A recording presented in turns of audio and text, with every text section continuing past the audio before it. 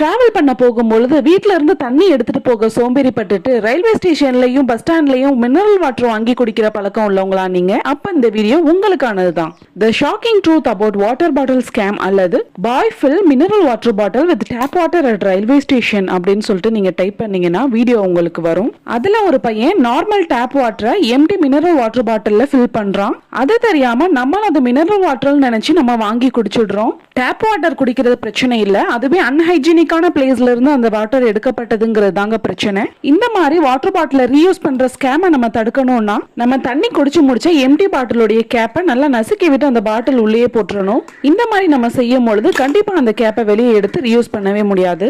பாட்டிலோடைய gap seal பண்ணியிருந்தாலுமே கூட expiry டேட்டை நீங்க செக் பண்ணிக்கோங்க. அது மட்டும் இல்லாம பாட்டிலோடைய அவுட்டர்ல எந்த ஸ்கிராட்சுமே இல்லாம இருக்கான்னு பாத்துக்கோங்க.